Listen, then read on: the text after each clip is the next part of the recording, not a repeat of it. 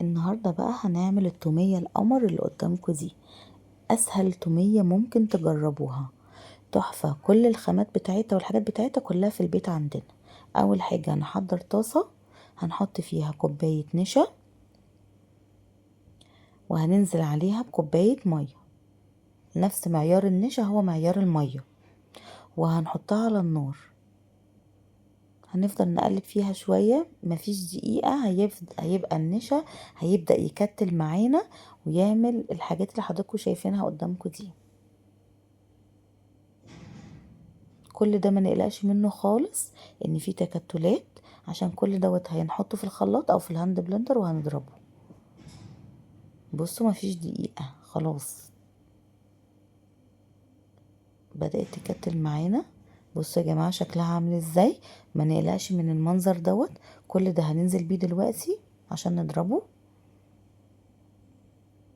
هننزل بالخليط بتاع النشا،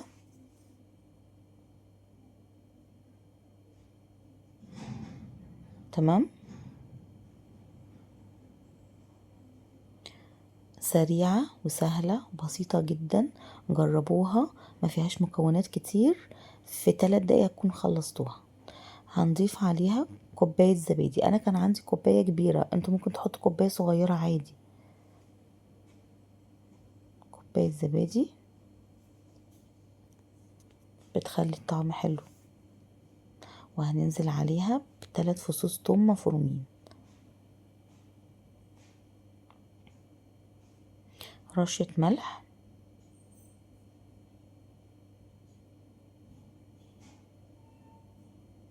وهنضيف عليها 3 معالق زيت.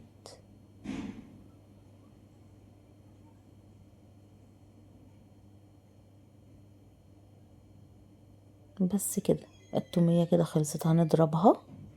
بس انا حسيت هنا وانا بضربها ان هي تخينة شوية، ضفت لها شوية لبن. ممكن لو ما عندكيش لبن ممكن تضيفي شوية مية بس تخفيها شوية. بصوا القوام بتاعها هيبقى عامل ازاي، ده القوام بتاع التومية. والله يا جماعة طعمها تحفة بجد، جميلة ونظيفة وما بتتعبش، مش زي اللي احنا بنجيبها من بره. طعمها فعلا خطير، جربوها هتعمل معاكم. انا ديت عملت معايا برطمانين تومية. شوفوا كريمي وعاملة ازاي، ولا كأنها جبنة كريمي، واللون تحفة. هتعجبكم يا جماعة، جربوها، ما خدتش معايا اي وقت خالص، جهزت في ثواني. يعني لو انتي جايبه اكل من بره او عامله سندوتشات للولاد من البيت، في ثواني هتكوني عامله لهم الطوميه جنب الاكل.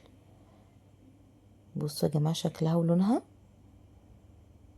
خطيره، جربوها ان شاء الله تعجبكم يا جماعه، مش هتندموا. لو انتوا اول مره تشوفوني، انا ياسمين سعيد من مطبخ ياسمينة.